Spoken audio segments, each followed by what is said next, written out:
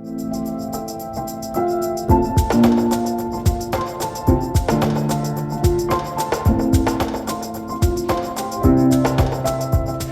my name is Michael Folan, so I'm the Director of Operations for the Community Healthcare Division at CHFT, so Calderdale Foundation Trust.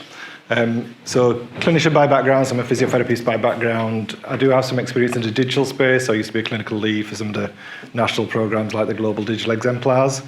And for my sins, been involved in some of the national program for IT in the past. So some of the problems we'll discuss today are some of the legacy issues that we've had around some of those systems and how they talk to each other and how they've been deployed. Zuzanna? So I'm Zuzanna Sawicka. I'm a consultant in geriatrics. I'm also head of services for elderly medicine and have been head of service for about 5 years. So I've been through various ways of innovation, doing various things around care homes and the community for a long time. And that led me to actually be Associate Medical Director for System Collaboration since last July. But I actually lead on the virtual ward programme, not just for frailty, but actually in the headspace for what is now Mid Yorkshire Teaching Trust, having been declared a teaching trust last week by the Secretary of State. So it's really exciting times, and thank you for asking us to come and speak to you. So what is our virtual ward? Where did we start? Well, we knew that essentially as the programme or NHS England wishes, this is for hospital care in the home environment. We knew we needed to start. We started last year in about November time. We are moving more and more to that increased digital model, but actually with use of PPM Plus, System 1, we've been able to actually work across what I would call that care boundary, not just over social care, but also medical care. And there are both a respiratory unit and also an elderly medicine or frailty perspective, and those were the first cohorts. And as you can see, these are the number of patients we have seen in the last 6 months. So the blue are what we classify as a PERT or our respiratory team, and the rest are frail patients. We've singled out the ones in care homes out of interest, just because that's the way we collect our data. But some of this has been really about live dashboard data that I can look at every day. I know exactly how many patients I've got. I know that within Kirklees, I've got so many beds. In Wakefield, we can go a little bit further.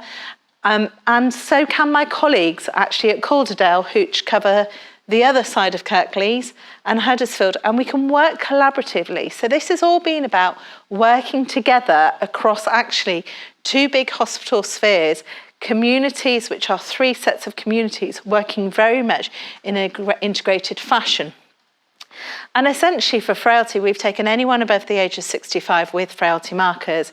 We've focused, we didn't particularly define what it was, but very much abnormal tests, that ability for step up and step down, that ability to do innovation as we go. So we've taken on different patients. We've had some more challenging ones. We've had some that have done what they needed to do, which is stay at home and pass away at home. But there is so much scope now that we're now looking at oncology, we're looking at palliative care, we're looking at heart failure, not just for the frail old heart failure patients, but it actually for other cardiology type patients, and more excitingly, perhaps even paediatrics. Which again goes with some of the work that's being done about diagnostic hubs for children, really getting that care and that secondary care approach out, as our colleague was saying, out into that community forum. Next slide, Michael. And there is clearly benefit. This is the word cloud that the nurses created when they spoke at the nursing conference, but people like it. People feel safe. It gives people confidence. And this is about confidence building. We often find people stay that bit longer, and the longer you stay in hospital, the more risk you are for complications, deterioration. It's been a really good time to widen that engagement, and yes, digital has helped us along that way. Because where would we be without the good old Microsoft Teams? But it means that you can have real live conversations with clinicians in Leeds, in Huddersfield, so that actually we're working together for patients, and where we've got problems, we can create solutions much more quickly, much more effectively. And people like it. People like it because they can receive that treatment. So we're now looking at intravenous antibiotics in the home environment, subcut fluids, and Leeds undoubtedly have been here a little bit longer as we are, but the main thing is that actually every area is building on that, and very much this is now building to scale. So from a few patients, we're up to, I think today's count was 35, with once you discharge the ones from today and add the ones that have been admitted. And that's actually a hospital ward out there in the people's home where they want to be. And that quote tells us that. You know, why would I want my mum to go in when I know she's in the last year of life or in the last few days of life, knowing that I might not get better? I'd rather her be at home, but give her a chance. Don't give up on her. And this lady's mum did sadly pass away, but it was in a calm, quiet environment where she wanted to be. Others get discharged and are as happy as Larry, but the main thing is they're not readmitted like often they were. So I'll give a bit of the details. As James alluded to, these are new models of care which transition from where we've previously had isolated primary care delivery, isolated secondary care delivery. So the virtual ward is really challenges the systems, as Zuzanna kind of alluded to, across 3 different patches and across 5 potential different providers and across lots of different systems. So the scale of the challenge was significant, and we've done really, really well at doing that at pace. So the kind of numbers that Zuzanna alludes to, underneath that, there was a hell of a lot of work that had to go on. We had to look at what it meant from a clinical governance perspective. We needed to look at what the finances were. We needed to look at what the interoperability of the systems were. Prescribing models, the prescribing models of secondary care are very different to the prescribing models of primary care. And historically, the systems within secondary care and primary care have been built on those models. But what do you do if you're delivering the care out in the community, but it's secondary care led? So those are some of the challenges that we're going to touch upon some of those. I think the operational impact in terms of, we've historically worked in specialty specific pathways, particularly within the hospital, but particularly when we're trying to scale to 24/7 models within the community, it's really difficult to develop a workforce model that can scale across 7 days and 24 hours per specialty. So if you imagine we had to create a respiratory team, a frailty team, a heart failure team, a paediatric team, like Zuzanna alludes to, practically we haven't got the workforce for that. So one of the things that we've been really keen on trying to do is trying to make sure we have a kind of holistic offer in the community that Zuzanna alludes to. So if a patient's been stepped down from a frailty perspective or a heart failure perspective, our teams have the competencies to be able to manage those patients in the community regardless of what specialty they sit under. Recruitment and retention is an issue. So, you know, probably a number of you will be aware that funds came with a virtual ward. It's fine giving NHS organisations money. Recruiting the workforce to deliver these new models of care and that additional workforce to deliver these new models of care is challenging. So we've had to think really, really creatively around the types of roles that we recruit to. And some of what we put into the original planning, we've had to adjust as we've learned from how we've delivered the virtual wards. EPR choices and dependencies, so that's kind of what I was alluding to. So obviously we've touched upon PPM Plus. We know other providers in the US Yorkshire from an acute EPR perspective use Cerner Millennium. From a CHFT perspective and Mid-York's perspective, we have 2 different acute EPR systems. And even within the community, when across Calderdale, Kirklees and Wakefield, we all use System 1, where in reality there's lots of different units of System 1. So you think it's one system, the reality is it's lots of different systems and they all have slightly different configurations. So when you're trying to then develop a consistent pathway across CKW, those little differences make a massive difference in terms of what you can do in terms of assessments, care plans, prescribing and diagnostics. So if I give an example on the prescribing side, now Zuzanna kind of alluded to the IV antibiotics and IV subcut. Historically, from a primary care and community perspective, we don't really record the administration of those medications in the same way as we do within acute. So we're having to work through, as we speak, the mechanism by which we, from a clinical safety perspective and from a meds optimization and management perspective, how we deliver that safely in the community. So we're having to work through that as we go along. And similarly on diagnostics, if it's a consultant-led episode of care, but the care has been delivered in the community, how do you make sure the requests and the results come and go to the right place? So that, again, there are some of the details that we've had to work through about what it means for PPM Plus, what it means for System 1, and what it means for ICE. So some of the pathology systems that we use in the community and in West Yorkshire. So again, I think James alluded to the number of systems that we have out there, particularly when you start crossing across organisations and delivering these new models of care. That brings a degree of complexity around it. So I think there's something, particularly from a West Yorkshire perspective, is how do we join up our strategies on that? And we'll talk to some of the good work that Dawn's done in terms of some of our strategy on remote monitoring. But if we continue to have lots of different systems that don't talk to each other effectively, trying to deliver these models of care and these new ways of doing things is extremely difficult.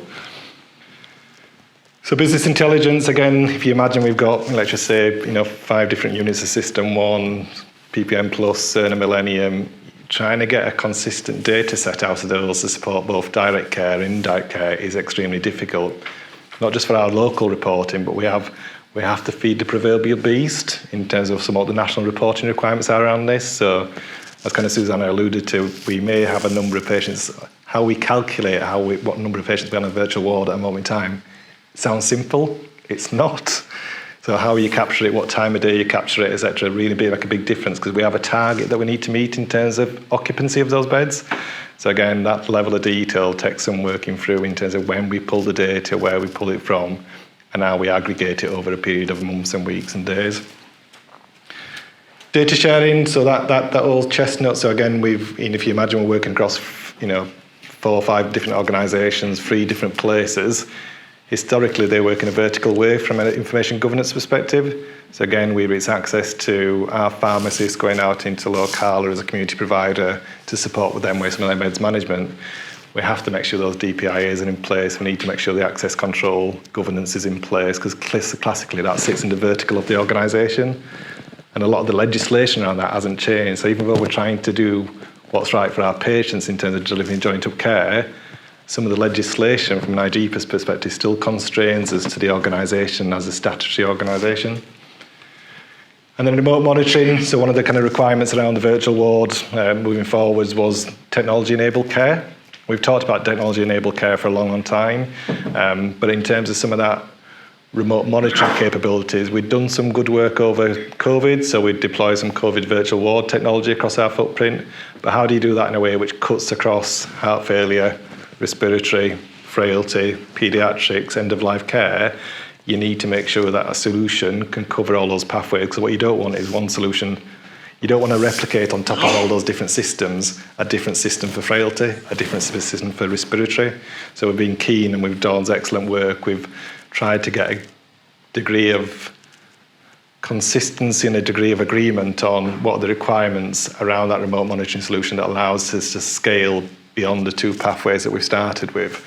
So we've been engaging from a procurement perspective with Dawn and the system to try and make sure from a West Yorkshire perspective, and particularly from a CKW and Leeds, is we have a consistent strategy around remote monitoring. Now, the next stage of that is now making sure that the patients that Zuzanna alluded to, which ones of those are suitable for remote monitoring?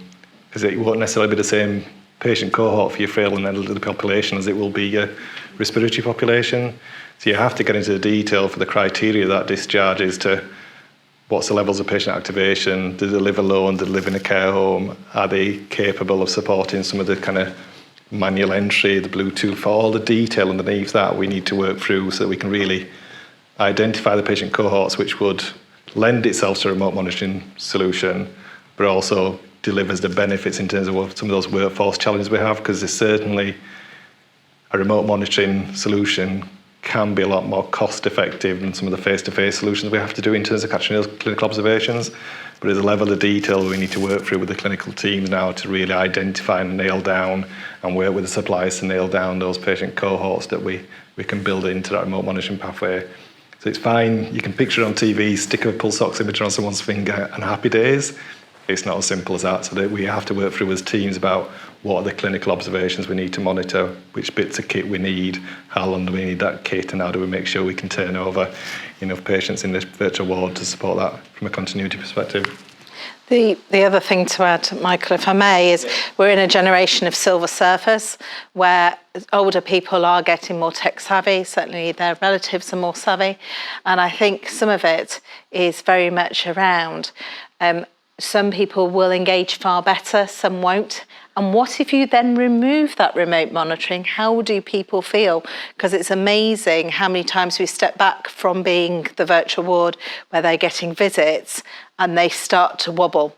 So we've had to have some patients stay on and almost then go every other day, just have a phone call and then do a follow-up phone call a few days later, because they are 90 years old on their own, daughters in London. This has been somebody that they've spoken to or seen every day.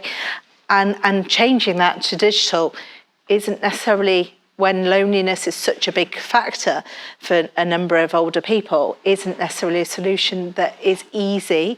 And we need to get people into that time frame and that thinking space that this is something different. This is something that just enables them really to be out of that hospital setting, because we're very much that the clinical responsibility lies here in secondary care for these patients, unlike some models such as Leeds where the responsibility remains with the GPs. Yeah. So I think summary from us is we've come a long way in 12 months. So there's been a lot of hard work across teams and across organisations. The next 12 months is going to be equally as challenging as we bring on new pathways and bring on new technology solutions.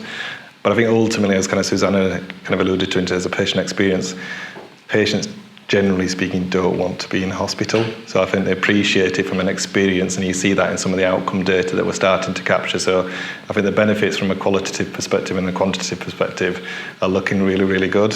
But we just need to make sure that we can scale in a way which is sustainable, because I think the current way in which we've done it, I think probably needs to change slightly to make it sustainable in the long term. Okay. It's interesting to hear the actual challenges that people have, you know, on the ground, caring for these patients, seeing how it works, seeing some of the challenges that you have with your systems. And actually my sister works within your region as a nurse practitioner. She's always like, Rich, can you just sort of fix these systems so I don't have to log into so many of them? I love my new laptop. So I got a community laptop literally about 4 weeks ago. Not only is it touch screen, but honestly I can remote on anywhere. So if I pulled it out my bag, left it in the car, but if I literally could get onto PPM Plus, look at the virtual ward, I could put in my System 1 card and I'm away. And for me, that's revolutionised my practice to be able to be literally, and there is that worry about burnout that we heard, but in some respects, actually that ability to do things in a different spectrum, be able to even be on call, for example, from the acute hospital and get a phone call from a registrar about a really poorly patient and be able to see exactly what they're saying, being able to see those obs, being able to see what's been going on the day when we don't know the patient. Absolutely, it's revolutionary. It's different. Our on-calls are different. And digital is so exciting, I have to say, for clinicians. Brilliant, thank you so much. On that exciting note, one more round of applause.